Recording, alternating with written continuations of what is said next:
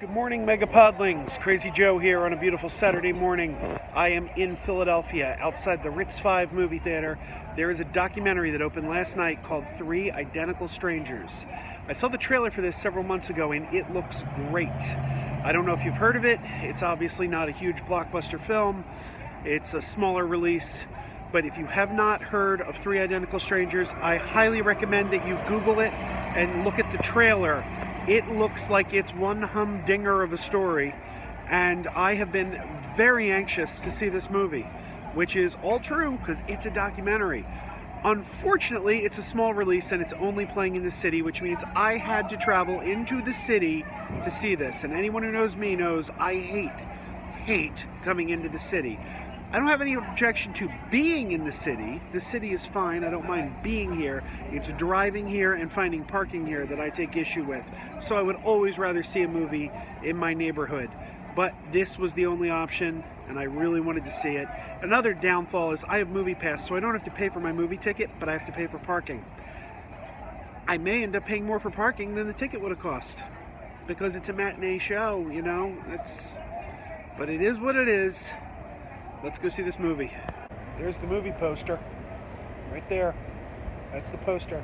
And look over here. Look at this poster. RBG? Isn't that Steven Spielberg movie about the giant? Oh no, wait. That was the BFG. I'm sorry. I get easily confused. That was very interesting. A very good movie. Highly recommended. Interesting, dark, and a little disturbing. I highly recommend it. We'll talk about it more when I get somewhere else. I want to get out of the city. There's a restaurant behind me called Bookbinders. I've never been there. I think it's a seafood restaurant, but I thought it was worth mentioning because it was featured in the movie Alfred Hitchcock's Marnie. On the elevator in the parking garage, going back to my car. This is an ordeal. I'd rather just see movies close to home. I don't like coming into the city if I can avoid it. Never have. Not a city guy. I don't mind, like I said, I don't mind being in the city. It's getting to the city and leaving the city that I have issues with. All right, let's talk about Three Identical Strangers. If you watched my video on Won't You Be My Neighbor, I said Won't You Be My Neighbor is the second best documentary I saw this year. That's because Three Identical Strangers is the best. The story is riveting. It starts off heartwarming. It turns tragic. It is a dark movie. It goes to some very, very dark places, some of which are unexpected. Let's talk about the setup here. And you'll see this in the trailer. A young man, age 19, goes to college in 1980. Gets to the campus, his name is Bobby. Walks on a campus he's never been to before. First day of school, people keep coming up, slapping him on the back and saying, "Welcome back, Eddie. We're glad you're back, Eddie. We missed you, Eddie." He starts telling people, "My name's not Eddie." They say, "Stop fooling around, Eddie." Finally, someone says to him, "Were you born on, July 12th, 1961. He says, "Yes."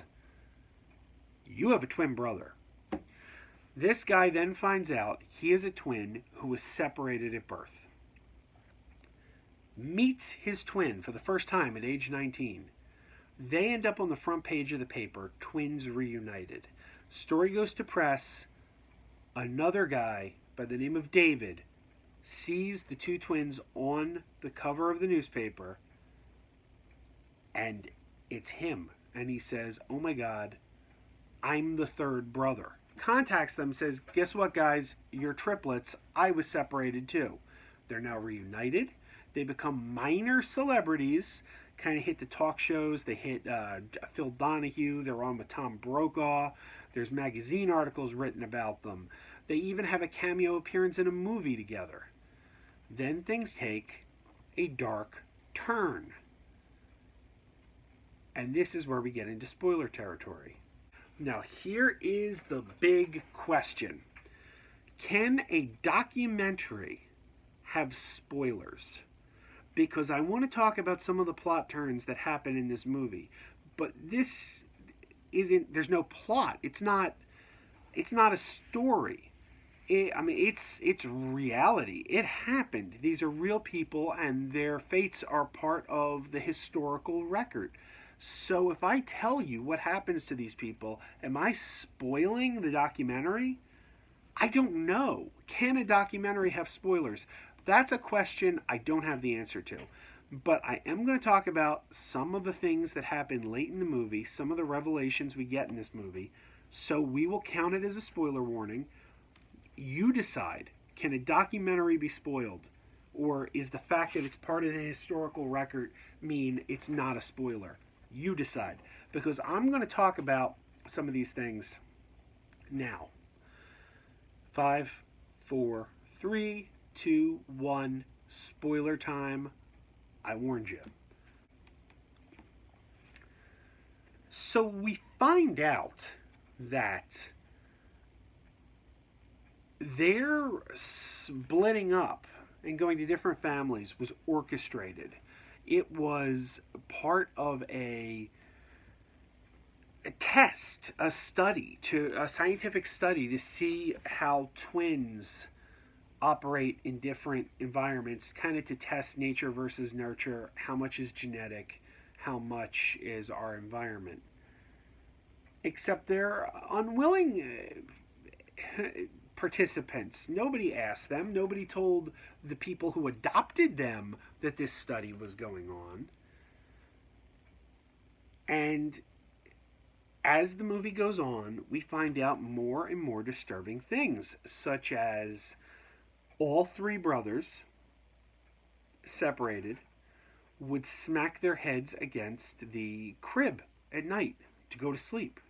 They just whacked their heads against the crib until they passed out. And the parents all thought this is weird. The brothers later feel it was separation anxiety. They were together in the womb. They were together for 6 months as children. And then they were split up. I'm watching this movie, and again, we're getting into deep spoilers here. I'm watching this movie, and they're going to interviews with the brothers, cut with archival footage. Now, I'm halfway through the movie, and suddenly a thought occurs to me that I hadn't realized before. I hadn't realized for half the movie that they were only interviewing 2 brothers. Because they are identical, they're identical twins. They don't look exactly alike now. Like David is a little heavier than Bobby. He gained more weight. So, they look a little bit different.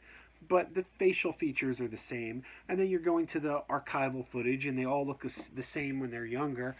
And I don't know if it was a intentional thing to kind of trick you into thinking you're watching interviews with all 3, or if I just was so sucked into the story that I didn't pick up on the fact that I wasn't hearing from all 3 of them. But suddenly it occurs to me, in the present day interviews shot for this movie, only 2 brothers are talking, David and Bobby. Where's the 3rd brother, Eddie? It hits me before we get to it in the theater. Oh God, Eddie's dead. They have not interviewed Eddie once. Eddie is dead. And sure enough, we find out that Eddie ended up killing himself in 1995. It's very sad. And then his death kind of drove the other 2 brothers apart. And they didn't really remain close until I read during the filming of this documentary, they sort of came back together. This is a very sad story. It's tragic, it's unbelievable, it's got a lot of twists and turns, and the study that drove these brothers apart was never published.